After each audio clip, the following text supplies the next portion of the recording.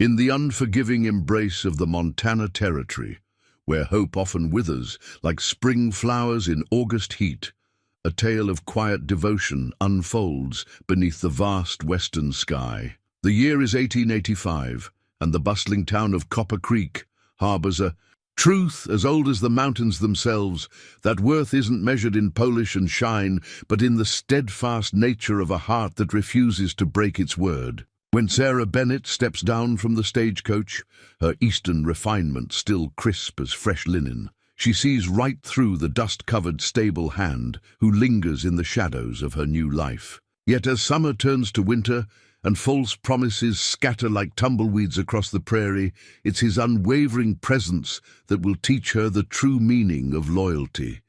Could the man she once deemed invisible become her most steadfast guardian? Before we jump back in, tell us where you're tuning in from. And if this story touches you, make sure you're subscribed, because tomorrow I've saved something extra special for you. Sarah Bennett's fingers traced the worn silver locket at her throat as the stagecoach lurched to a halt, sending a cloud of Montana dust billowing past the windows. Inside the locket, her mother's face smiled from a faded photograph, the last remnant of a life left behind in Boston's refined parlors. She tucked it beneath her high-necked blouse, straightened her spine, and waited for the driver to open the door. "Welcome to Copper Creek, ma'am," he announced, offering a weathered hand to assist her descent. Sarah accepted it with the practiced grace her finishing school had instilled, though her legs trembled from the 3-day journey. The late afternoon sun cast long shadows across the town's main street, where wooden boardwalks stretched past, an assortment of businesses bearing fresh paint and proud signage. A woman of less determination might have faltered at the sight of her new home. Copper Creek was a far cry from Boston's cobblestone streets and gaslit avenues. Here, the wind carried the scent of sage and horse, and the buildings, though sturdy, showed the raw edges of a town still carving its place from the wilderness. "Your trunks, Miss Bennett?" The driver's question drew her attention to the practical matters at hand. She turned, prepared to direct him, only to find another figure, already moving toward the coach's storage compartment. He worked quietly, this stable hand, his movements efficient and sure, despite the trail dust that seemed to have settled into every crease of his clothing. When he lifted her largest trunk as if it weighed nothing, Sarah noticed his hands, strong, capable things that spoke of honest work. "The Continental Hotel, if you please," she said, more to the air than to him directly. He didn't respond, simply nodded and began the task of transferring her belongings. Sarah found herself oddly unsettled by his silence, though she couldn't say why. In Boston, servants knew their place and kept to it, but this man's silence felt different, not subservient, but simply unnecessary of words. "Miss Bennett?" A new voice drew her attention. "I'm Mrs. Harrison, owner of the Continental." The woman approaching was perhaps 50, her grey-streaked hair arranged neatly beneath a practical bonnet. She carried herself with the confident air of someone long accustomed to managing both property and people. "We've prepared your room, as requested. You'll find it quite comfortable, I think, especially for extended stays." Sarah smiled, grateful for this touch of feminine civility. "Thank you, Mrs. Harrison. I look forward to making your establishment my home while I settle my affairs in town." She followed the older woman toward the hotel's entrance, aware of the stable hand following at a discreet distance with her trunks. The hotel's interior offered a welcome respite from the dust and heat. Dark wooden floors gleamed with care, and the wallpaper, though not of the latest fashion, was clean and well-maintained. The sitting room to their right held several occupied chairs, their inhabitants casting curious glances at the new arrival. "You'll find Copper Creek quite civilized, despite appearances," Mrs. Harrison remarked as they climbed the stairs. "We have a doctor, a proper church, and several quite refined families among our residents. Though I understand you plan to establish your own business?" "Yes, a millinery shop," Sarah confirmed. "I've arranged to view a property tomorrow morning." She thought of the carefully planned figures in her journal, each column of numbers representing another step toward independence. They reached her room, a corner chamber with windows facing both the street and the distant mountains. The stable hand appeared moments later with her trunks, setting them down without flourish or expectation. Sarah reached for her reticule to offer a tip, but he was already gone, leaving only the faintest trace of leather and horse in his wake. "That's Thomas," Mrs. Harrison offered, noting Sarah's puzzled expression. "Manages the livery stable down the street. Man of few words, but reliable as sunrise. If you need a mount while you're here, or any repairs done, he's the one to see." Sarah nodded absently, already turning her attention to the practical matters of unpacking. The stable hand, Thomas, was merely another piece of the landscape, no more remarkable than the dust on her shoes or the distant cry of a meadowlark.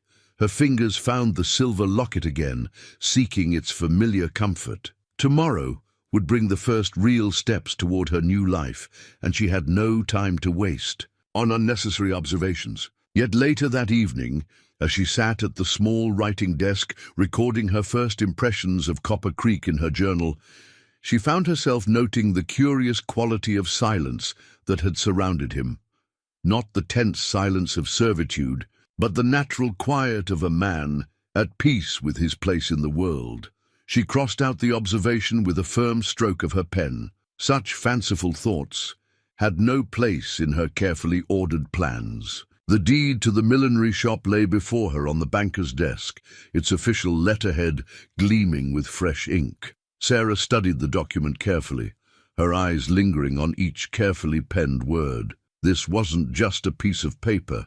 It was her declaration of independence, purchased with 3 years of carefully hoarded savings and countless hours of practice at her craft. "Everything appears to be in order, Mr. Fleming," she said, reaching for the pen.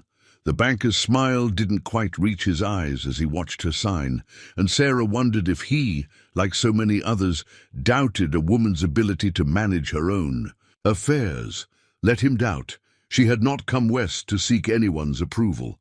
The bell above the shop door chimed its first welcome that very afternoon. Sarah stood in her newly acquired space, surrounded by boxes yet to be unpacked, when Mrs. Harrison appeared with several of the town's prominent ladies in tow. "We simply couldn't wait to welcome you properly," announced Mrs. Whitaker, wife of the mining company's superintendent. She was a woman who wore her wealth like armor, each piece of jewelry carefully selected to remind others of her position. "Copper Creek has been desperately in need of a proper milliner." Sarah accepted their greetings with practiced grace, even as she noted the calculating looks they cast around her humble shop. The space needed work. The shelves were worn, the counter's finish had seen better days, and the back room's window stuck halfway up, letting in the persistent Montana wind. "Of course, you'll want to make some improvements," Mrs. Whitaker continued, running a gloved finger along the dusty counter. "My Henry knows several excellent craftsmen who could—" A quiet creak interrupted her words. The back door had opened, admitting Thomas from the livery stable. Without ceremony or introduction, he crossed to the stuck window, tools already in hand. The ladies drew back slightly, as if his dust might somehow taint their fine dresses. "I didn't send for—" Sarah began, but Mrs. Harrison touched her arm gently. "He probably heard me mention the window needed fixing this morning," the older woman murmured. "He's observant that way." They watched as Thomas worked, his movements economical and sure. Within minutes, the window slid smoothly in its frame, and he was testing the latch with careful attention to its mechanism. When he finished, he simply nodded once and left as quietly as he'd come. "Well," Mrs. Whitaker sniffed, "I suppose that's one repair dealt with. Though really, my dear, you should consider having the entire place renovated. First impressions are so important in business." Sarah found herself staring at the now functional window, something uncertain stirring in her thoughts. "Thank you for the suggestion, Mrs. Whitaker. I'll certainly give it consideration." But even as she spoke the polite words, she was making calculations in her journal that evening, measuring her resources against her needs. The next few days fell into a pattern. Each morning brought new tasks, unpacking inventory, arranging displays, preparing her workroom. And each day she would discover some small repair completed in the quiet hours of dawn or dusk, a loose floorboard secured, a stubborn door rehung, a leak in the roof mysteriously mended. Thomas never announced his presence or sought recognition. The only signs of his passing were the improvements themselves, and occasionally the faint scent of leather and horses that lingered in the air. Sarah found herself noting these changes in her journal each evening, alongside her careful business records. She told herself it was simply good accounting, tracking repairs that might need future maintenance. Yet she couldn't quite explain why. She also recorded the way the morning light caught the fresh paint he'd touched up around her window frames, or how the repaired bell now rang with a tone that somehow matched the quiet dignity of his work.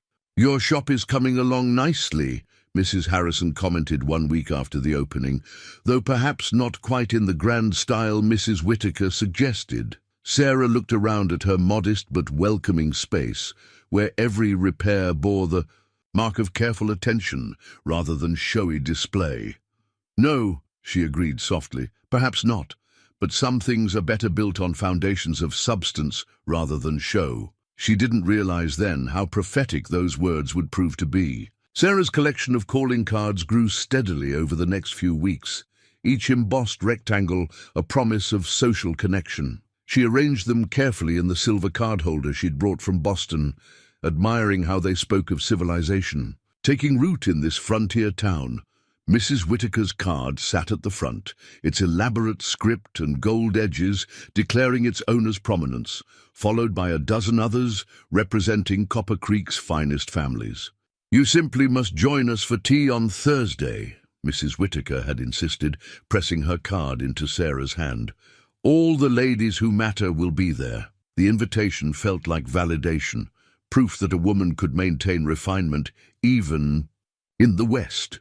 That Thursday found Sarah in Mrs. Whittaker's parlor, surrounded by the gentle clink of fine china and the rustle of silk skirts. The conversation flowed like the tea, smooth and carefully steeped in propriety. "Miss Bennet," Mrs. Whittaker began, setting down her cup with practiced grace, "we've been so curious about your background. One doesn't often find such accomplished women venturing west alone." The pause before accomplished carried weight, and Sarah felt the other lady's attention sharpen. "My family has always valued independence," Sarah replied carefully, remembering her mother's teachings about revealing just enough to satisfy without exposing one's vulnerabilities. "And my father's investments left me well positioned to establish my own enterprise." A subtle ripple passed through the gathering. Mrs. Whittaker's eyebrows rose slightly. "Investments, you say? How fascinating. And these investments, they're quite substantial." Something in her tone should have warned Sarah, but the warmth of inclusion proved too seductive. Over the next hour, she found herself sharing more than she'd intended, speaking of her father's railroad shares, her own careful management of her inheritance, her plans for expanding the millinery business. The next morning, Sarah's shop door chimed frequently, but not with customers. Instead, a parade of investment opportunities appeared. Mrs. Whittaker's cousin had a promising silver mine. Mrs. Henderson's brother was organizing a cattle drive. Mrs. Patterson knew of a land speculation venture that simply couldn't fail. Each visitor came armed with documents and enthusiasm, their eyes bright with what Sarah now recognized as hunger rather than friendship. Their calling cards accumulated on her counter like fallen leaves, no longer symbols of connection, but warnings of predatory intent. She might have succumbed to one of their schemes, might have mistaken their urgency for genuine concern for her welfare, if not for a chance observation through her shop window. Thomas was shoeing a horse outside his stable, his movements patient and methodical.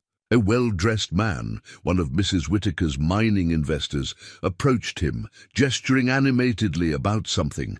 Thomas simply continued his work, unmoved by whatever grand promises were being made.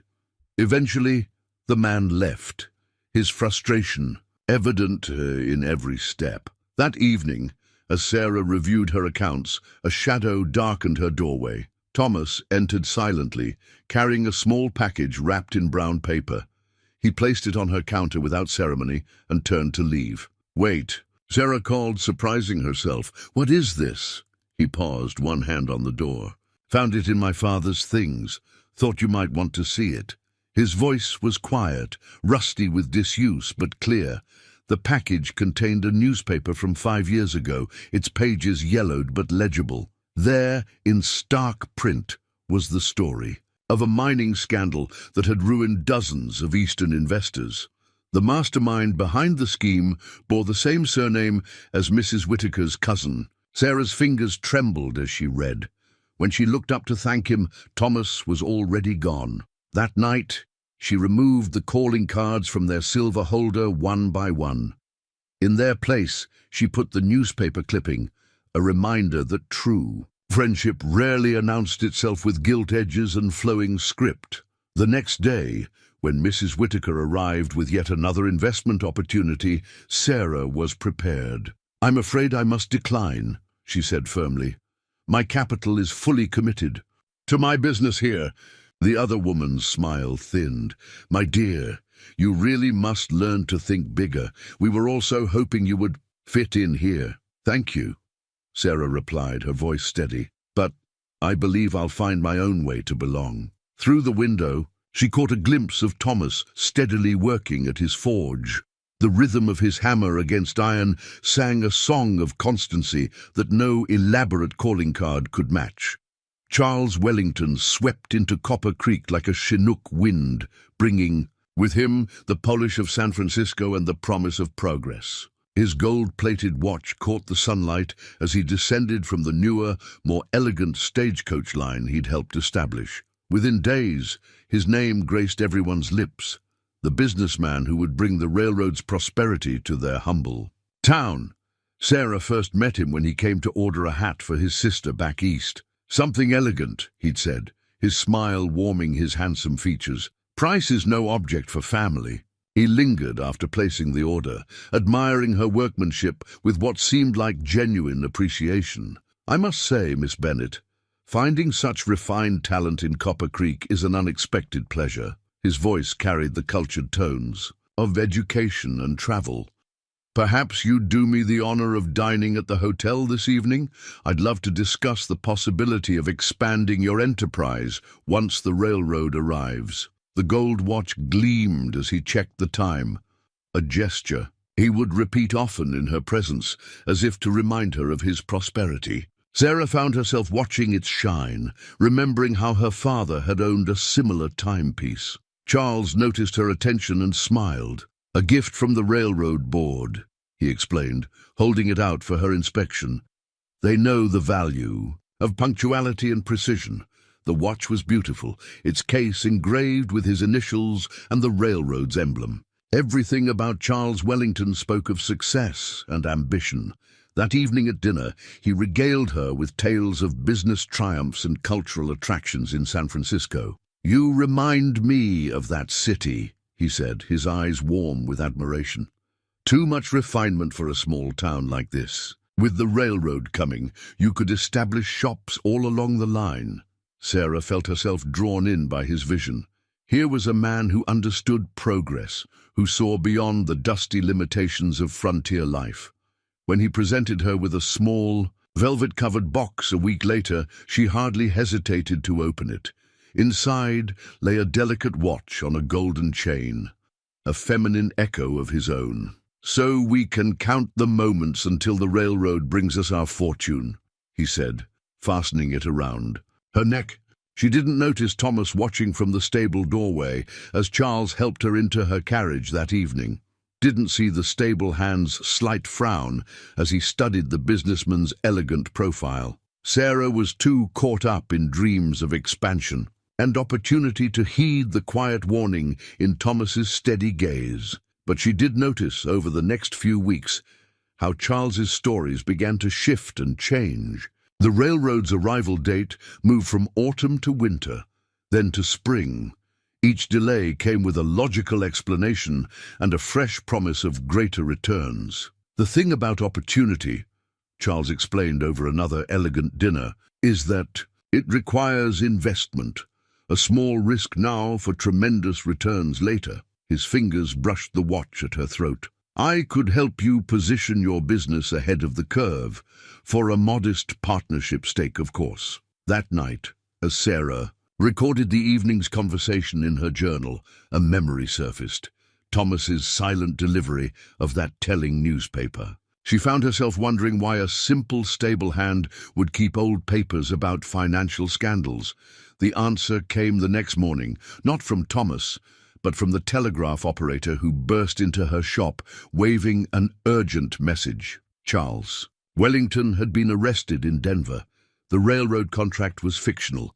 The gold watch he wore, plated brass, just like the dreams he'd sold to countless other towns. Sarah's fingers flew to the watch at her throat, its ticking now a reminder of her own willingness to be deceived. Through her shop window, she could see Thomas at his forge, his rhythm unchanged by the scandal unfolding across the street. He'd known, she realized, not from any special information, but from years of watching men who wore false gold and spoke false promises. That evening, she placed both watches in a box, hers and the one Charles had accidentally left behind.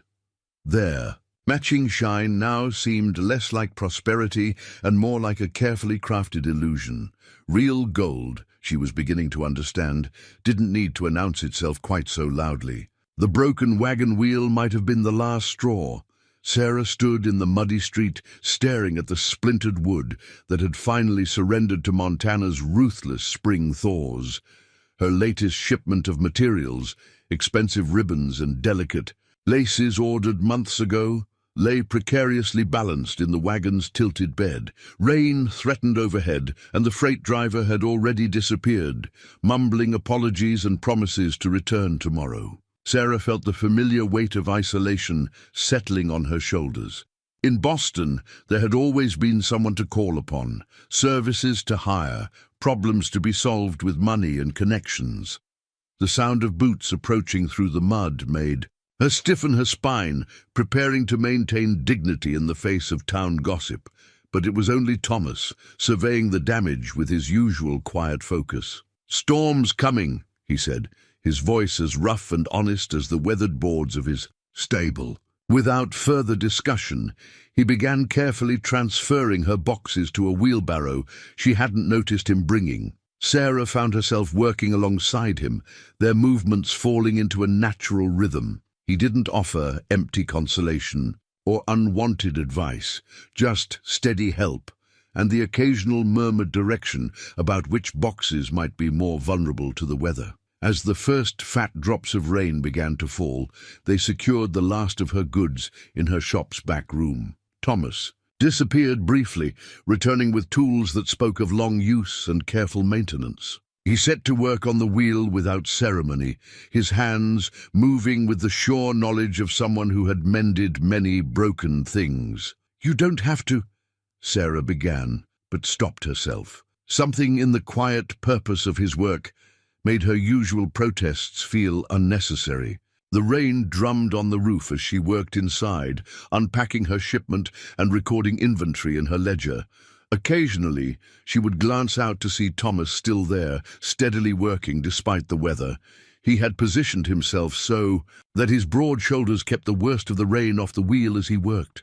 Near sunset, the rain eased, and Sarah heard the distinct sound of the wagon being moved. She stepped outside to find it properly aligned, the wheel not just repaired but improved with what looked like new spokes. "Should hold better now," Thomas said, wiping his hands on a worn cloth. "Pine wasn't right for this climate. Used oak." He reached into his pocket and pulled out a small piece of the original wheel. "See here, wood was green when they made it, bound to fail come spring." It was the most she'd ever heard him say at once. Sarah found herself studying the piece of pine he offered, noting the tight grain and subtle signs of poor seasoning. "You know a great deal about wood." He shrugged, but she caught the slight warmth in his eyes at her observation. "Learned from my pa. He built furniture back east before—" He trailed off, and Sarah understood there was a story there, one that might explain why a man with such knowledge worked in a frontier stable. "Thank you," she said simply, knowing somehow that he would prefer directness to elaborate gratitude. "What do I owe you for the oak?" Had it lying around. He gathered his tools with the same care he'd shown in his work. "Wheels should last now, but if it gives you trouble—" He left the offer unspoken but clear. That evening, as Sarah updated her accounts, she found herself holding the piece of pine he'd shown her. A thought occurred that made her pause, pen hovering over paper. Charles Wellington had offered her golden promises and elaborate dreams. Thomas had offered her oak and honest work. She wrapped the piece of pine in a handkerchief and placed it in her desk drawer. Later, she would understand it as the moment she began to truly see the man behind the dust and silence. But for now, she simply appreciated having someone in copper. Creek she could trust to do what he said and say what he meant. The next morning, she noticed the wagon's other wheel had been quietly replaced as well, sturdy oak gleaming dully in the dawn light. The sheriff's notice appeared on a Tuesday morning, its official letterhead stark against the weather-beaten board outside his office. Sarah might have missed it entirely if not for the unusual quiet that had fallen over the normally bustling street. She paused on her way to open the shop, the morning's fresh bread from the bakery still warm in her basket. Randall's gang spotted. "Near Silver Creek," Mrs. Harrison murmured, appearing at Sarah's elbow. "Less than 2 days' ride from here." The older woman's voice carried the weight of experience. "Last time they came through these parts, 3 towns lost their bank holdings. 2 people died." Sarah studied the notice more carefully now. The official language couldn't disguise the gravity of the warning. A gang of 12 men, well armed and ruthless, moving north along the territory's main trade route. Copper Creek lay directly in their path. "They're organizing a town meeting," Mrs. Harrison continued. "Tonight at the church." She hesitated, then added, "You might want to consider moving your cash box to the bank vault, dear. Sheriff Thompson says it's the most secure building in town." But Sarah remembered Charles Wellington's smooth assurances about security and investment. "I think I'll keep my arrangements as they are," she said quietly. Through the morning haze, she could see Thomas at his stable, methodically checking the doors and windows. Their eyes met briefly, and he gave her the slightest of nods. The town meeting that evening was a study in barely contained fear. Sheriff Thompson stood before the packed pews, his badge catching the lamplight as he detailed his preparations. The bank vault would indeed be fortified, he explained. Additional deputies would be sworn in. The town's women and children were advised to stay inside after sunset. "What about those of us who live alone?" The question came from Miss Hayes, the telegraph operator. Other women murmured in agreement, their faces showing similar concern. "Perhaps some of the ladies could stay together," suggested Mrs. Whitaker from her prominent position in the front pew. "Those of us with larger homes would be happy to—" "No need for that yet," the sheriff interrupted. "We've got men watching. The approaches to town. If Randall's bunch shows up, we'll have warning." Sarah noticed Thomas standing at the back of the church, his expression thoughtful as he listened. When the meeting ended, she watched him speak briefly with the sheriff, their conversation too low to hear, but clearly serious. The next morning, Sarah found additional locks had been installed on her shop's doors and windows. The work was neat, professional, and unmistakably Thomas's. What surprised her was discovering similar improvements on other buildings up and down the street. Miss Hayes's telegraph office, the seamstress's shop, the widow Carson's boarding house, all women living or working alone. When she saw Thomas, later that day, he was showing Mrs. Harrison's kitchen girl how to brace a door with a simple wooden bar. He didn't explain or seek praise. He simply moved through the town like a quiet guardian, anticipating needs and addressing vulnerabilities. He was a carpenter once, Mrs. Harrison shared over tea that afternoon. "Before the war changed everything. My Harold knew him back east, said Thomas built the finest cabinets he'd ever seen. Then Gettysburg happened and, well," she sighed, "some men come back different. Thomas came back quiet, but he never lost that way of seeing how things fit. Together, how to make them strong." Sarah thought about the oak wagon wheels, the perfectly hung doors, the silent improvements that made life in Copper Creek more secure. She thought about Charles Wellington's gold watch and empty promises, about Mrs. Whitaker's grand home built on other people's losses. That evening, as she prepared to close her shop, she heard horses approaching, not the usual evening traffic, but the purposeful sound of a large group moving fast. Her heart jumped until she recognized Sheriff Thompson's voice calling out the all clear. Just a cattle drive passing through, seeking shelter from the coming storm.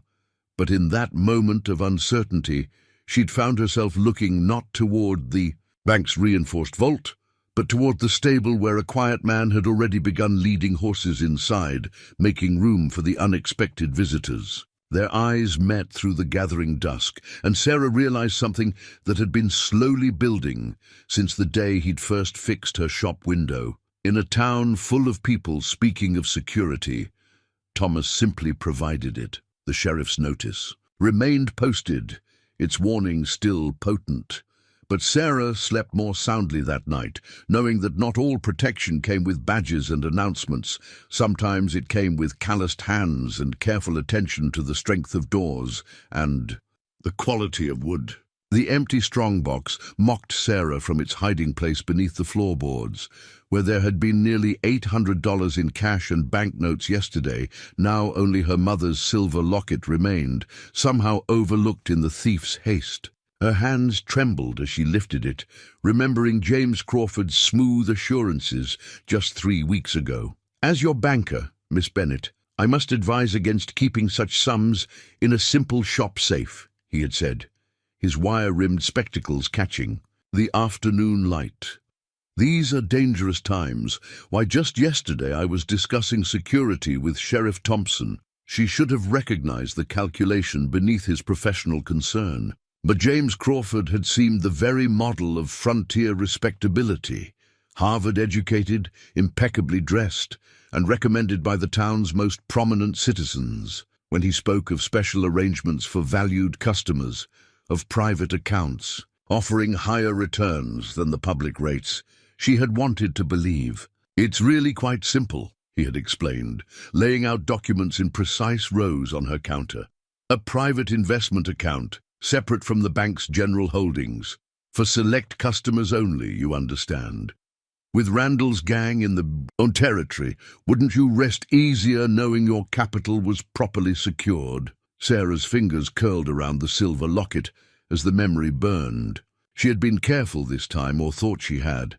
No flashy promises like Charles Wellington's railroad schemes, just sound banking practices backed by brick walls and steel vaults. Yet here she stood, her savings gone, with nothing but a hastily scrawled note announcing Crawford's departure for urgent business in Denver.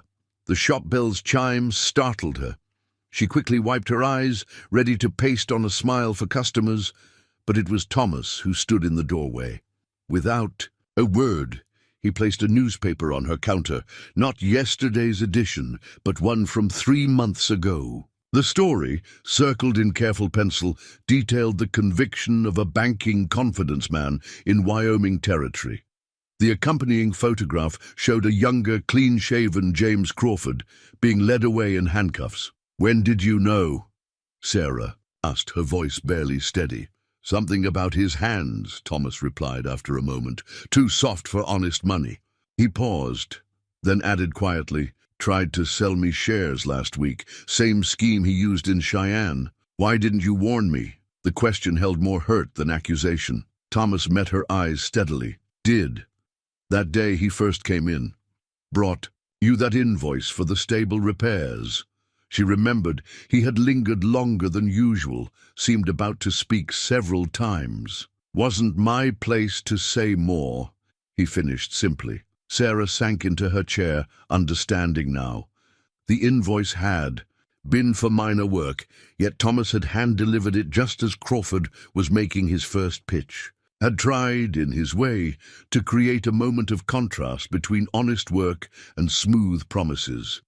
She had been too dazzled by Crawford's financial acumen to see the message in Thomas's timing. "The sheriff's been telegraphed," Thomas offered. "They'll catch him, man like that, running's all he knows." Sarah looked around her shop, at the sturdy shelves Thomas had built, the strong oak counter that had replaced the original rickety one, the secure windows and doors that had nothing to do with Crawford's promises of protection. "I was so focused on securing my future," she whispered. "I couldn't see what was already solid beneath my feet." Thomas moved to leave, then hesitated. From his pocket, he drew a small leather pouch that clinked softly. "I've been saving," he said, placing it carefully beside her mother's locket, "for new tack, but the old'll do another season." Sarah stared at the pouch, her throat tight. "I can't." "Loan," he interrupted firmly, "with interest. Proper paperwork. Done by Judge Mason himself." From his other pocket came a carefully folded document, the judge's seal clearly visible. Nothing fancy, just honest terms. She opened the pouch with trembling fingers. The coins inside weren't enough to replace all she'd lost, but they would keep her business alive through the lean months ahead. The loan document was simple, its interest rate fair, its terms clear as mountain water. "Thank you," she managed, knowing the words were inadequate. Thomas nodded once and turned to go. At the door, he paused. "Crawford's vault? Empty since Tuesday. Man who knows horses knows when somebody's fixing to run." Sarah clutched her mother's locket, watching him return to his stable through the evening shadows. The silver felt warm in her palm, its presence a reminder that some things of true value couldn't be stolen by men with soft hands and false promises. The summer storm broke over Copper Creek with biblical fury, turning the afternoon sky an ominous green-black. Sarah stood at her shop window, watching townsfolk hurry past in search of shelter. The newly patched roof above her head, Thomas's handiwork from the week before, creaked but held firm against the rising wind. Thunder cracked overhead like a whip, and Sarah found her hand moving instinctively to her mother's locket. These past weeks since Crawford's betrayal had taught her much about weather of all kinds, both the sort that brought rain and the kind that brought whispers. The town's sympathy had been generous at first, then slowly curdled into something less charitable as rumors circulated about her poor judgment with men. A flash of movement caught her eye. Thomas was outside, helping old Mrs. Carson secure her laundry before the rain could claim it. His movements were unhurried, despite the approaching storm, each piece of clothing carefully folded and placed in her basket. The old woman's gratitude was evident in her gesture to come inside, but Thomas simply tipped his hat and turned toward his stable. The first heavy drops began to fall as he crossed the street. Sarah found herself opening her door without conscious thought. "You'll catch your death," she called, surprising herself with the concern in her voice. He paused, rain already darkening his shoulders. For a moment she thought he might decline, but another crack of thunder made the decision. He stepped inside just as the heavens truly opened, bringing with him the scent of rain and leather and honest work. "Roof'll hold," he said, nodding upward as the rain drummed overhead. "Oak beams don't mind storms much." "Like the wagon wheels," Sarah replied, remembering. She moved to light the lamp, the afternoon darkness making it necessary. "You knew this weather was coming, didn't you? That's why you insisted on fixing the roof last week." His slight smile was answer enough. They stood in comfortable silence, watching the storm's fury through the window. Sarah found herself studying his reflection in the glass, the quiet strength in his bearing, the careful way he held himself as a guest in her space. So different from Crawford's proprietary lounging or Wellington's theatrical poses. "The town's been talking," she said finally, voicing what had weighed on her mind. "About my choices in men, about how much I lost." Thomas's reflection remained steady. "Town talks about lots of things. Most ain't worth the breath spent on them. Mrs. Whitaker suggested I might need a guardian for my business affairs. The words still stung, days later, as if being deceived twice makes me incapable of managing my own life. Folks who never fell don't know much about getting back up. His voice was quiet but firm. You're still here, still standing. That says more than their talk. A particularly violent gust rattled the windows, but the panes held firm in their frames, another of Thomas's improvements. Sarah watched as a loose shutter from the building across the street went cartwheeling down the muddy road. "I've been meaning to thank you," she said, fingers brushing the loan document she now kept in her pocket. "Not just for the money, but for seeing things clearly when I couldn't." He shook his head slightly. "Ain't about seeing clear, it's about knowing what matters. Money comes and goes." His eyes met hers in the window's reflection. "Truth stays." The storm was beginning to ease, the thunder now a distant growl. Sarah thought about truth, about the different ways it could present itself. Sometimes it came dressed in fine clothes and bankers' promises. Sometimes it came covered in stable dust, speaking rarely but meaning every word. Storms passing. Thomas observed, though neither of them moved. In the gentle light of her lamp, Sarah noticed a small scar near his temple, usually hidden by his hat. A mark of some past struggle, worn without drama or complaint. "Yes," she replied, understanding they were speaking of more than weather, "but the foundation's solid." He nodded once, and in that simple gesture she read volumes about strength and persistence, and the quiet dignity of weathering whatever storms might come. Outside, the rain continued to fall, but its rhythm had changed from assault to blessing, nourishing the ground that had held firm beneath its fury. The tattered newspaper arrived on Sarah's counter without ceremony, delivered by Miss Hayes from the telegraph office. The young operator's face was flushed with the excitement of someone bearing significant news. "You'll want to read this, Miss Bennett, especially the social column from Denver." Sarah smoothed the wrinkled pages, her eyes finding the article in question. There, in crisp black type, was a story that sent ripples through her understanding of Copper Creek's social fabric. Mrs. Whitaker's much-praised Eastern connections, her claims to Boston society, all fabrications. The woman who had judged Sarah's every decision had built her own position on carefully constructed lies. "There's more," Miss Hayes said, her voice dropping to a whisper. "That same paper mentions Charles Wellington. He's been arrested again, this time in Sacramento. And Mr. Crawford," she paused dramatically, "he was caught trying to board a ship to Australia with Mrs. Whitaker's invested funds." Sarah sat heavily in her chair, the implications settling like dust after a strong wind. The very people who had criticized her judgment had fallen prey to the same smooth lies, the same polished deceptions. But they had hidden their losses behind sharp tongues and sharper judgments of others. The shop bell chimed, and Sarah quickly folded the paper as Mrs. Harrison entered. The older woman took one look at their faces and smiled knowingly. "I see the news has reached you, though I suspect Thomas knew about Mrs. Whitaker's background months ago." "Thomas?" Sarah and Miss Hayes asked in unison. Mrs. Harrison settled herself comfortably on the chair Thomas had recently mended. "Oh, yes. His sister works as a housekeeper for a genuine Boston family, the Cabots, when Mrs. Whitaker claimed connection. To them, Thomas wrote to ask about her. The reply was quite illuminating, I understand." Sarah remembered Thomas's careful distance from Mrs. Whitaker's social gatherings, his quiet ways of steering clear of her grandiose plans. He had known, yet never used the information to diminish or expose the woman. Even now, with the truth public, he remained at his stable, tending to his work without commentary. "The town council meets tonight," Mrs. Harrison continued, smoothing her skirts. "I suspect there will be some changes in leadership.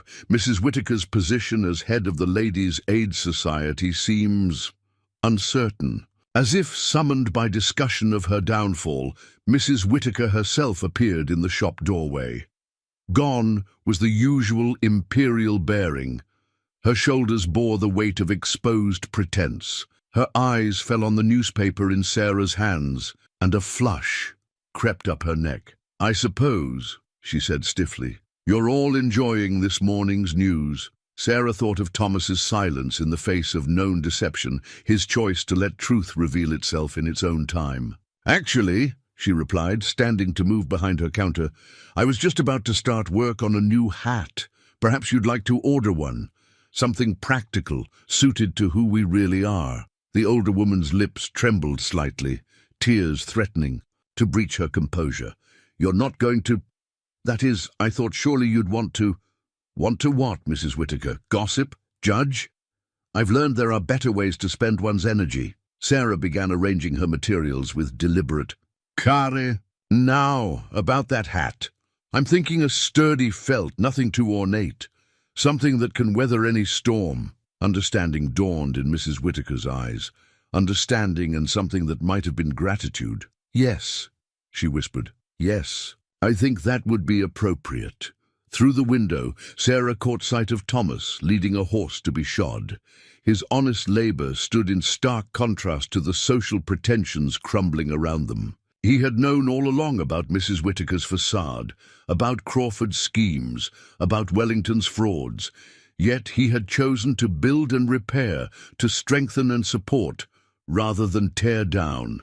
Later that evening, as Sarah recorded the days, events in her journal, she realized something profound about power and truth. The strongest position wasn't in wielding knowledge as a weapon, but in using it to understand, to help, to build. Thomas had taught her that, not through words, but through the quiet dignity of his choices. The newspaper lay folded on her desk, its revelations already yesterday's news.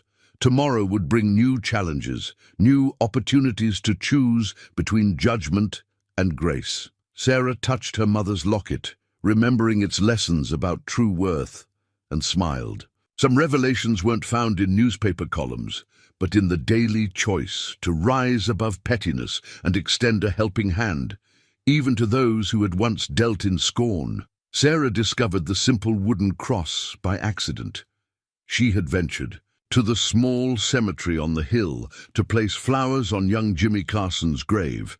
The widow's son had succumbed to fever the previous winter, when she noticed Thomas kneeling before a weathered marker in the far corner, not wishing to intrude.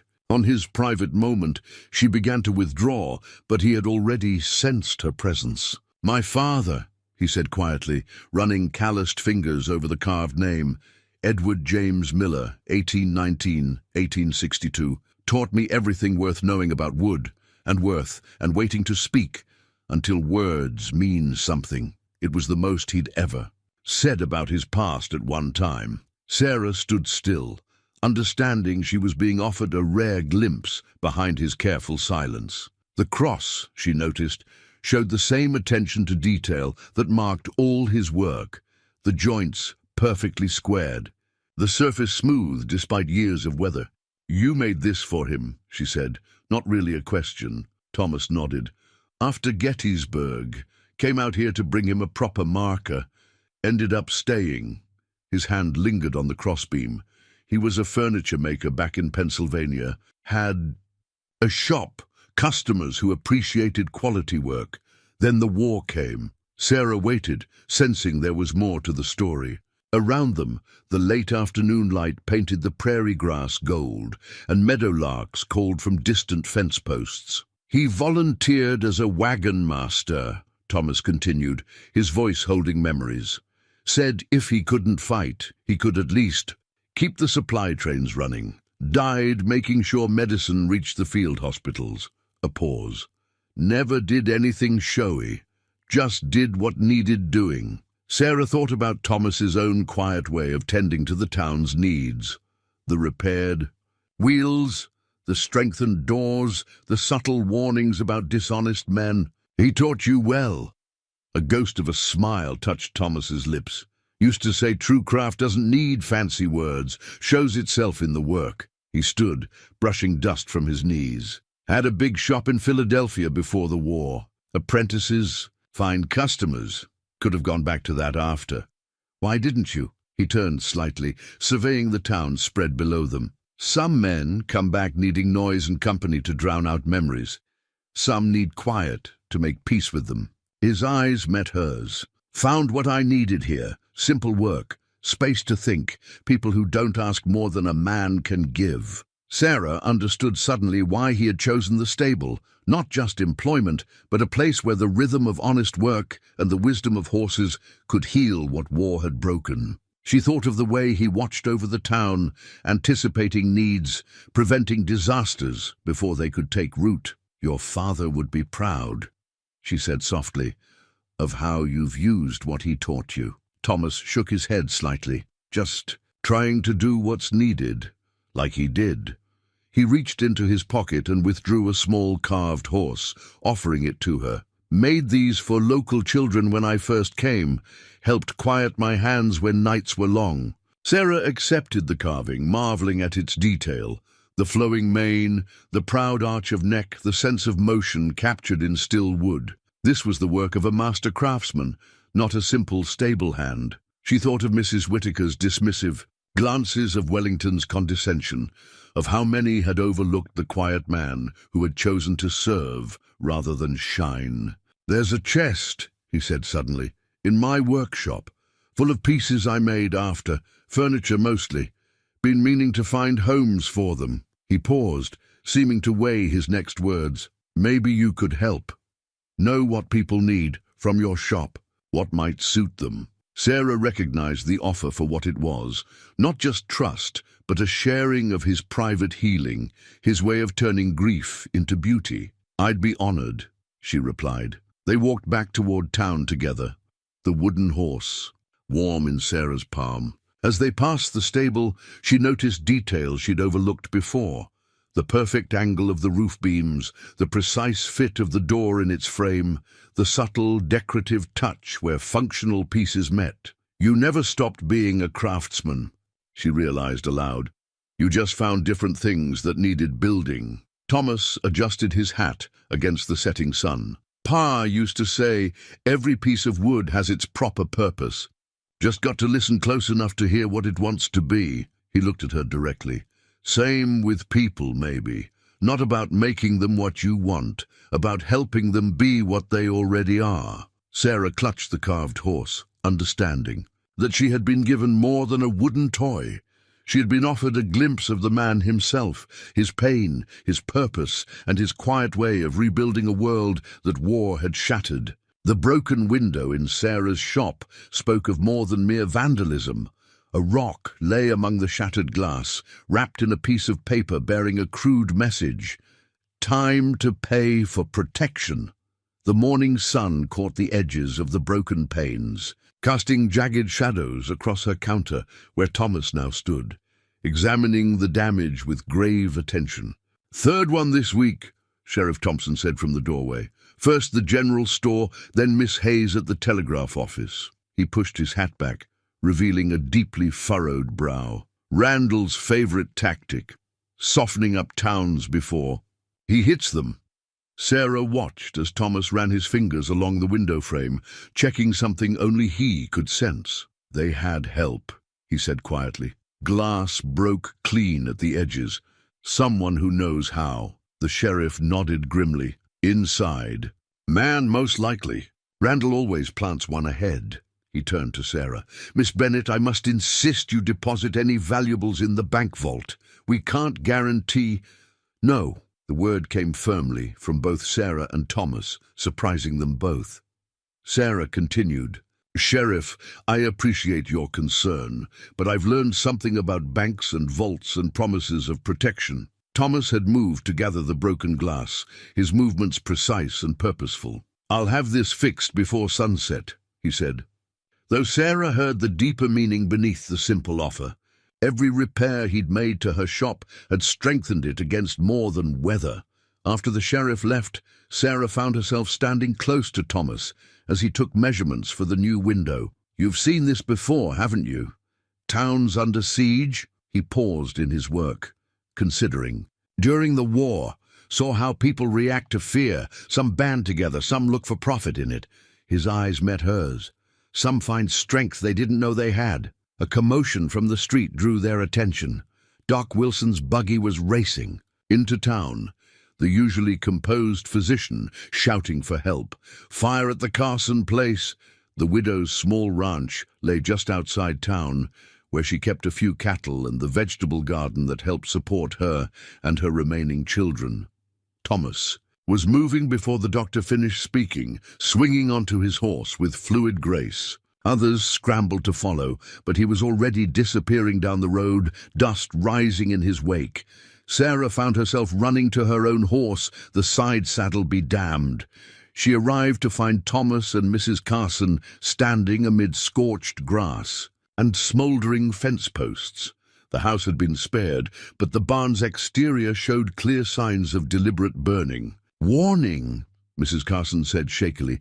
"They said next time it would be the house, unless you sell the cattle for whatever price they offer," Thomas finished, his voice hard with contained anger.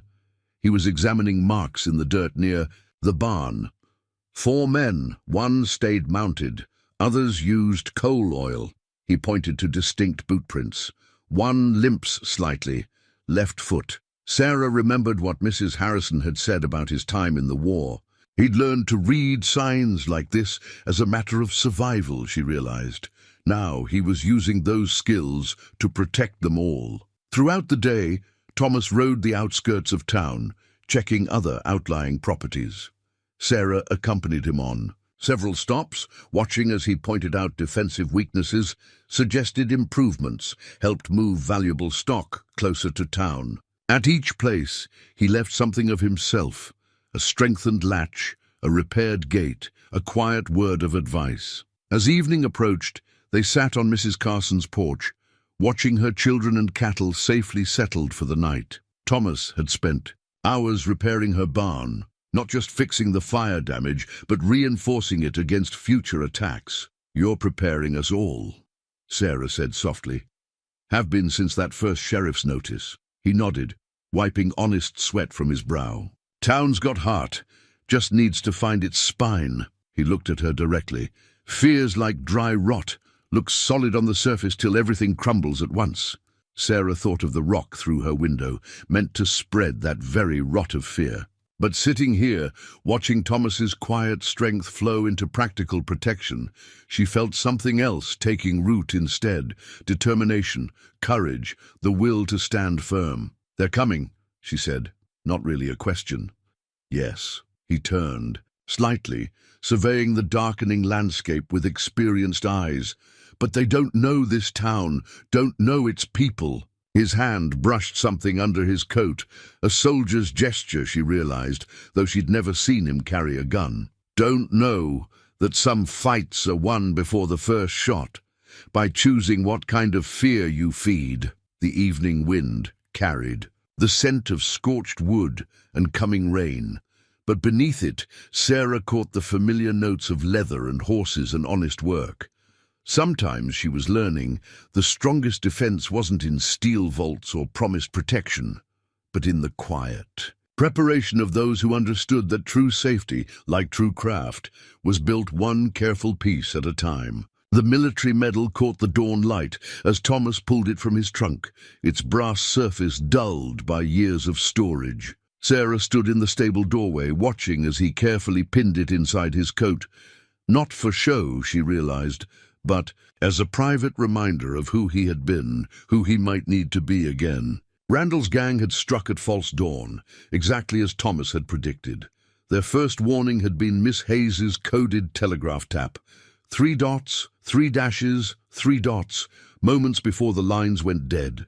Now gunfire peppered the early morning silence, but it wasn't the chaotic violence the gang had surely expected. "Lieutenant Miller," Sheriff Thompson's voice carried over the din. "East Side's holding."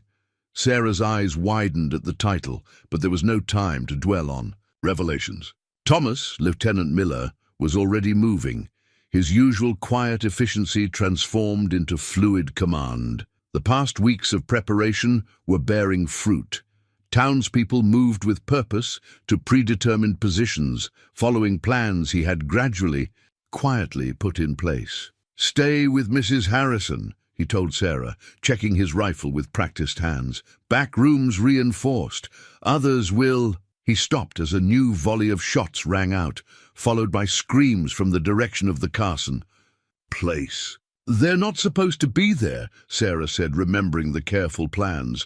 "Mrs. Carson and the children were meant to be in town by now." Something shifted in Thomas's expression.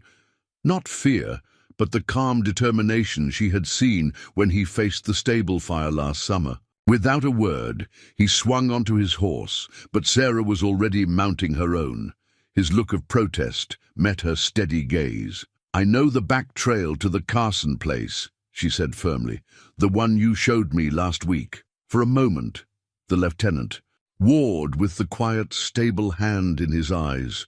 Then he nodded once, and they were riding, ducking low as bullets sparked off nearby rocks. Sarah led them through a shallow gully around the back of the old Fuller place, exactly as Thomas had taught her during those careful social calls that had really been reconnaissance. They heard Mrs. Carson before they saw her, her voice strong and clear, telling her children to stay down. 4 of Randall's men had hemmed them in against the barn, more interested in torment than efficiency.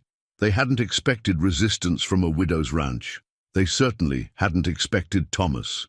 He dropped 2 before they knew he was there, his rifle speaking with the same precise economy as his daily work.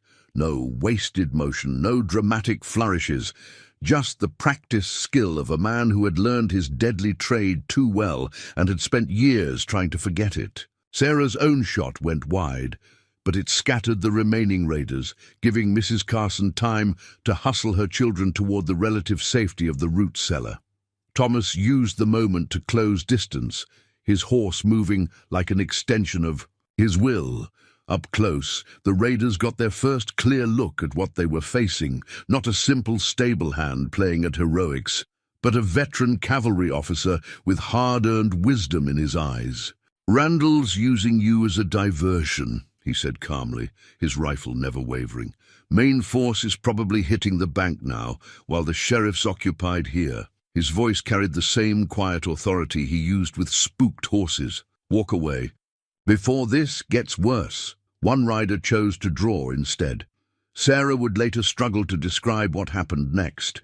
The liquid grace of Thomas's movement, the precision of his response, the way he seemed to flow through the space between moments. When stillness returned, the rider lay groaning in the dirt, his gun hand shattered.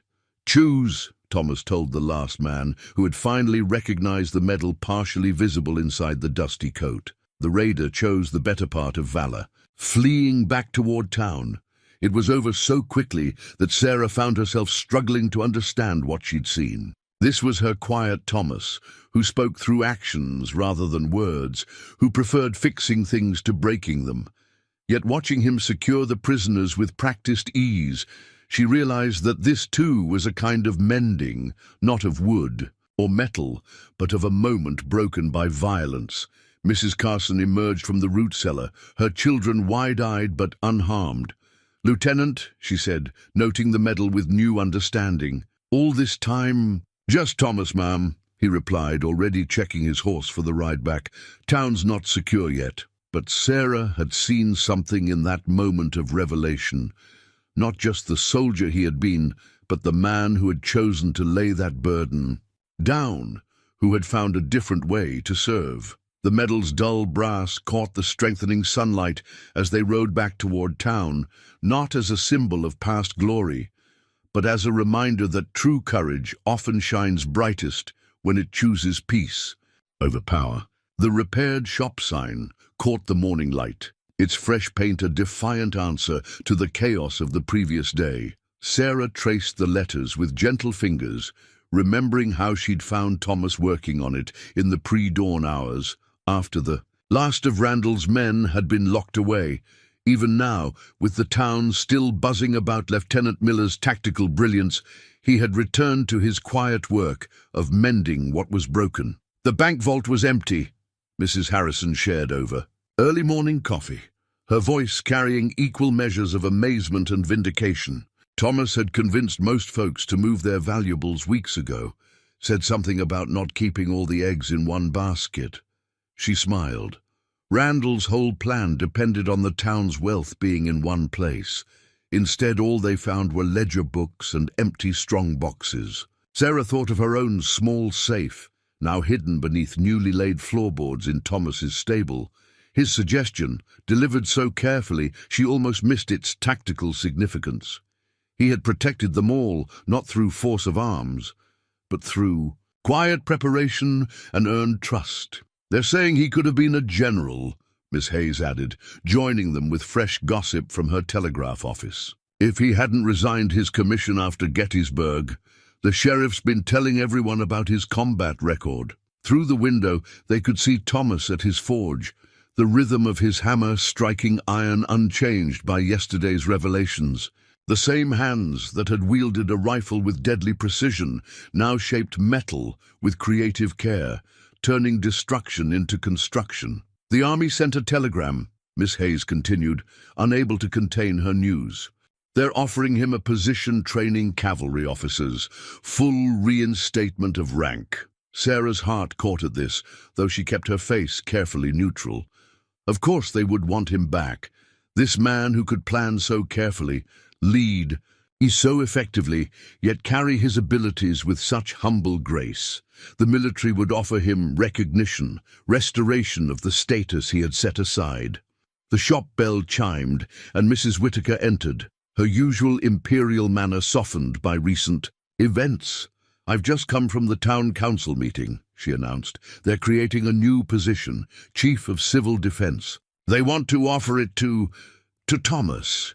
She spoke his name with newfound respect. "Though I suspect he'll decline.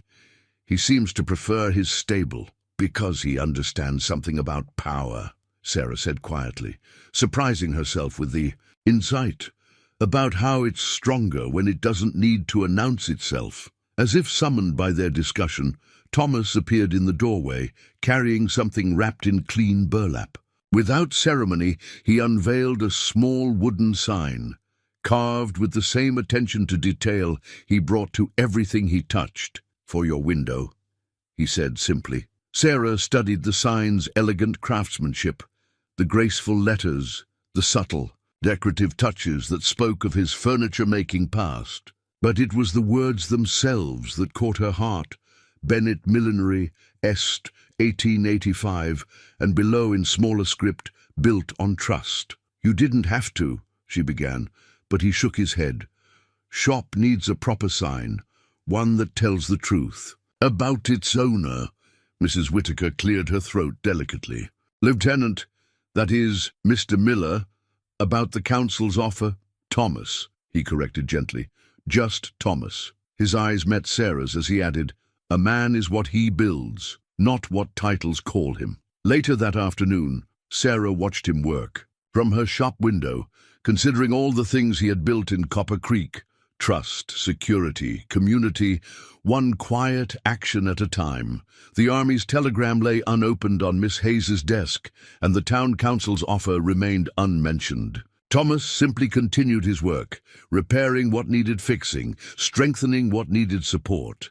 When he finished hanging her new sign, he stepped back to study it in the afternoon light. Sarah joined him outside, understanding something profound about the nature of worth and recognition. "You could have told us," she said softly, "about your rank, your experience. People would have respected you sooner." "Respect based on what I was isn't worth much," he replied, adjusting the sign's angle slightly. "Better to earn it fresh with honest work." The sign caught the sun, its carved letters casting shadows that seemed to dance with meaning. Sarah thought about her own journey, from seeking validation in false gold watches and empty banking promises to finding truth in simple wood and honest labor. "Besides," Thomas added, the ghost of a smile touching his lips, "stables got better company than any officers' club I knew." His eyes met hers, carrying the weight of choices made and unmade. "Some things are worth more than rank or recognition." The new sign creaked slightly in the evening breeze, already feeling like it had always been there, much like the quiet man who had carved it, both unassuming at first glance, both revealing their true worth through actions rather than claims. The old letters spilled from the fallen beam like autumn leaves, their pages yellowed but preserved by the dry, stable air. Sarah had been helping Thomas reorganize his workshop, her suggestion, though he'd accepted with quiet grace, when the timber shifted, revealing its hidden cache. Now they sat together on a weathered bench, reading words that bridged the years between who Thomas had been and who he had chosen to become. "My dear brother," Sarah read aloud from the first letter, its elegant script revealing an educated hand. "I trust this finds you well in your Western exile, though I still maintain that Philadelphia society would welcome the return of Lieutenant Thomas Miller, especially given your Distinguished Service Cross and Professor Hamilton's repeated offers to restore your position at the university." She paused, looking at Thomas with new understanding. "You were a professor." He nodded slightly, running calloused fingers over the familiar handwriting. "Ancient languages and literature before the war." His eyes held distant memories. "Taught Virgil to boys who'd never seen real combat. Then Gettysburg showed me what the Aeneid truly meant." Another letter revealed more. Correspondence from colleagues at the University of Pennsylvania, speaking of brilliant translations, of innovations in teaching methodology, of a young professor whose future had seemed as polished and certain as Mrs. Whitaker's false social credentials. "Your thesis on pastoral themes in classical poetry remains our department's standard," one former colleague had written. "Surely tending actual horses in some frontier town cannot provide the intellectual stimulation you once found in Alexandria's great works." Sarah watched Thomas's expression as she read, seeing not shame at his choice to step away from academia, but a deep certainty. "They never understood, did they, what you found out here? Books tell us about life," he said slowly, choosing his words with professorial care. "But sometimes we need to live it instead after the war." He paused, gathering thoughts. "Needed something real, something I could touch, make better with my hands." More letters emerged, from his sister Elizabeth, now a Boston socialite, alternating between exasperation at his choices and pride in his quiet integrity. From former students, some of whom had died in the same war that had transformed their professor. From his father, the furniture maker who had taught him that beauty could exist in utility, that truth could speak through crafted wood as clearly as through crafted words. "Here's one you wrote but never sent," Sarah said softly, unfolding a draft penned in Thomas's own hand. "To the university board."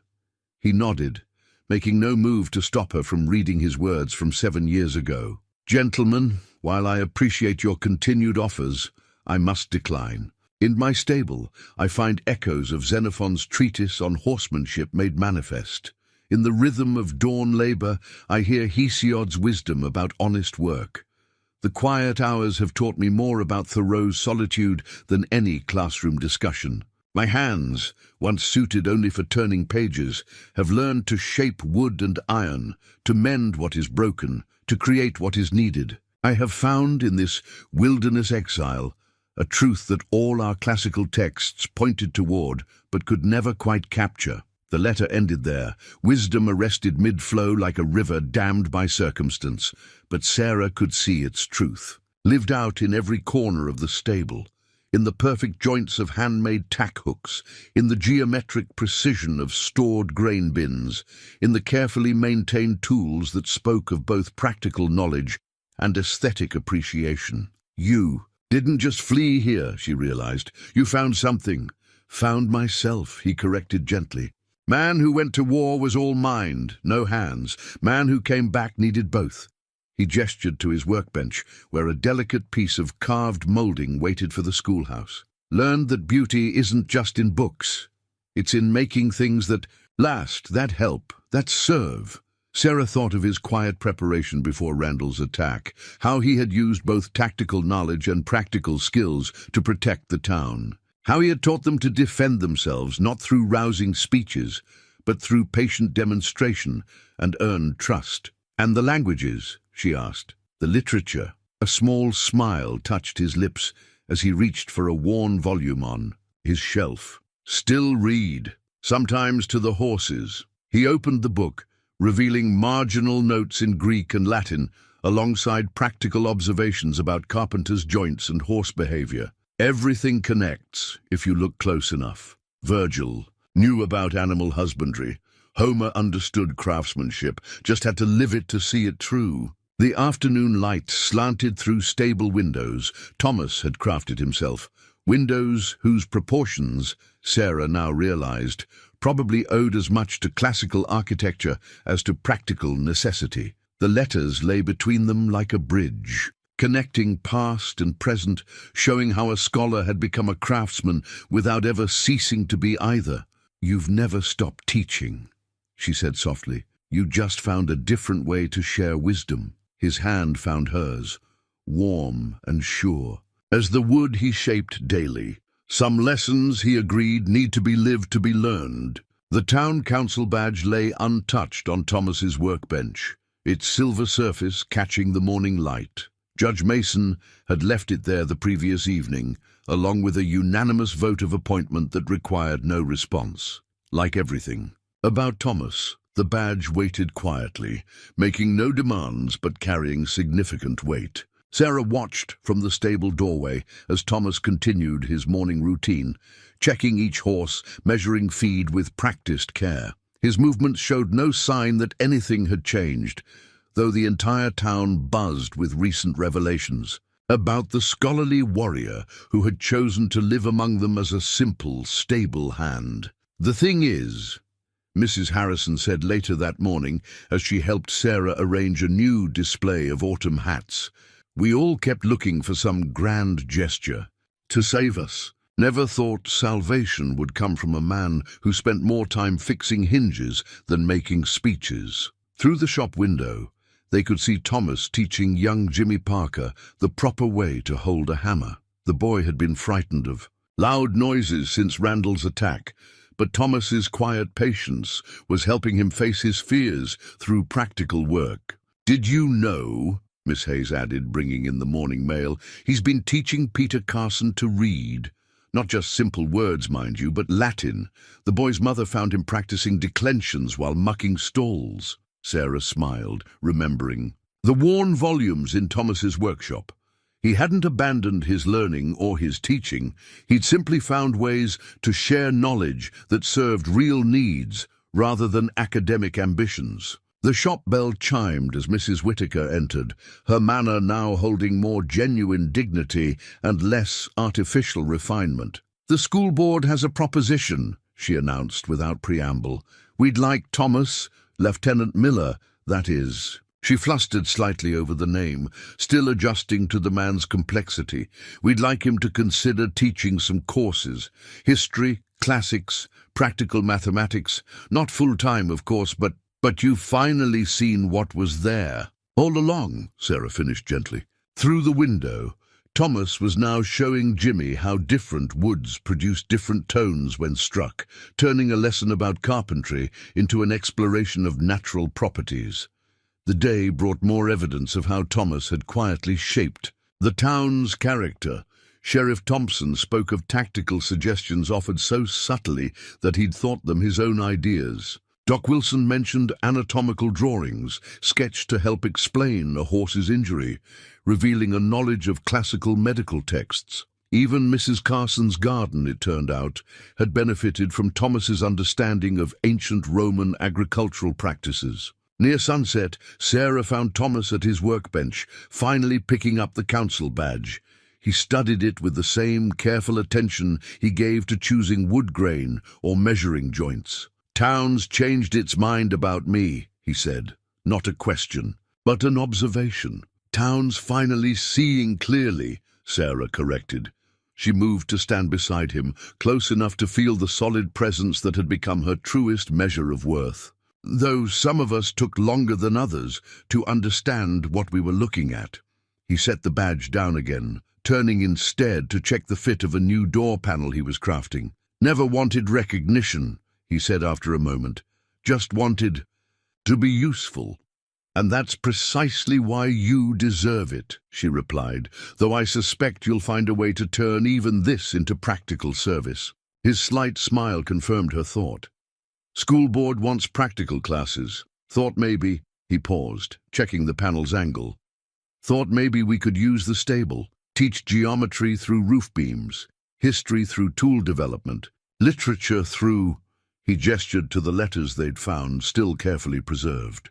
Through living it, Sarah finished, understanding. She watched his hands move over the wood, seeing in their sure strength both the scholar he had been and the craftsman he had become. You'll wear the badge then. Town needs to heal, he said simply. Need to build trust again, after Randall, after Crawford, after all the false promises. His eyes met hers. Badge says they're ready to trust what's real, what's earned. Sarah thought of her own journey from seeking validation in gilded appearances to finding truth in honest work and quiet integrity. We all build something, she said softly.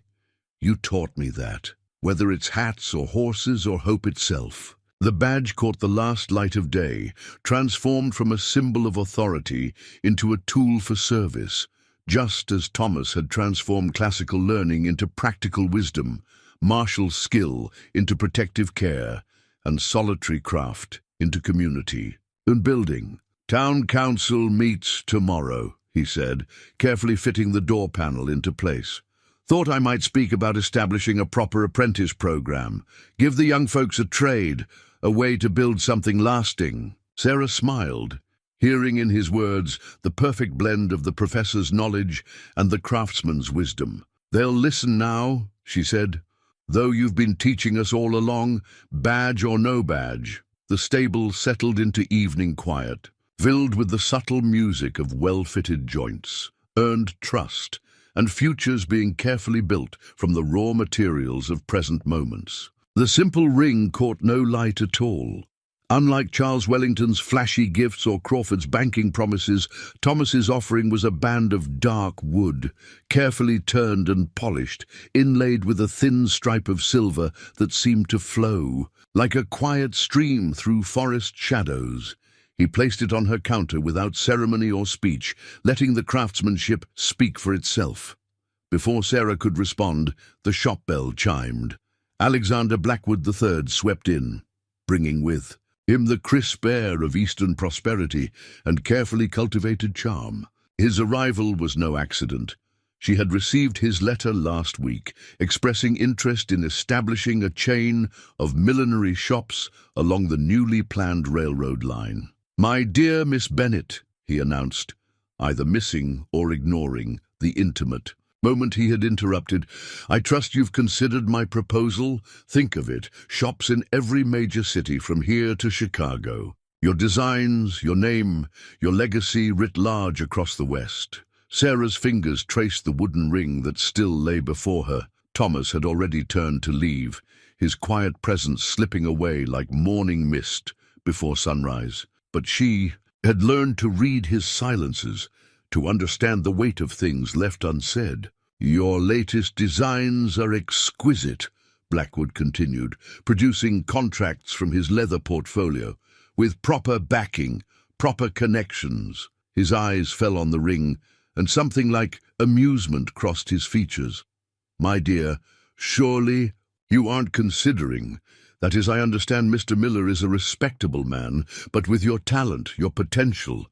"Lieutenant," Sarah corrected quietly.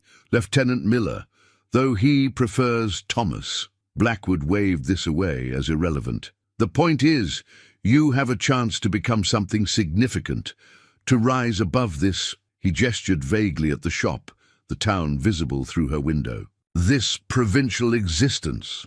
Sarah walked to the window, watching Thomas work across the street. Young Jimmy Parker was with him again, learning to shape a piece of wood with patient care. Beyond them, she could see the schoolhouse where Thomas now taught practical geometry through the art of joinery. The town council badge caught the sun as he moved, not a symbol of authority but a tool for service, like everything else in his carefully crafted world. "Tell me, Mr. Blackwood," she said slowly, "do you know how to repair a broken wagon wheel?" He blinked, startled. "I hardly see what that has to do with... Can you tell when a horse is favoring its left foreleg? Or why green wood won't serve? For doctor frames in Montana winters?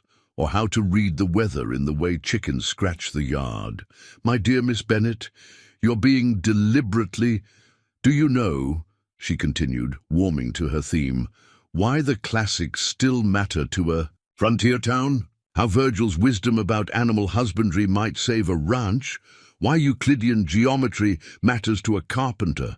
Or how Homer's insights into human nature might help a sheriff keep peace? She lifted Thomas's ring, letting the subtle silver inlay catch the light. This was crafted from a piece of oak that survived a lightning strike. The silver came from a coin his father carried through the war. Every piece of it has history, meaning, purpose. She met Blackwood's increasingly uncomfortable gaze. Like everything Thomas builds, it's made to last. And my offer, Blackwood's voice had lost some of its polish, the chance to make your mark on a grander stage. Sarah smiled, finally certain. I think, Mr. Blackwood, that there are different kinds of legacies, different ways to measure a life's work. She moved to her door, holding it open with firm courtesy. Thank you for your offer, but my answer is no. After he left, Sarah crossed the street to Thomas's stable. He was alone now, working on what looked like a new display, a case for her shop, though she hadn't asked for one. The ring she carried seemed to warm in her hand, as if recognizing its maker's presence. He offered you the world, Thomas said quietly, not looking up from his work. No, Sarah replied, moving to stand beside him. He offered me a larger version of the same mistakes I used to make, chasing shine instead of substance. She held out the ring. Would you put it where it belongs? Now he did look up, his eyes meeting hers with characteristic directness. Need to be sure, he said. I'm not. You're exactly who I need you to be, she interrupted gently.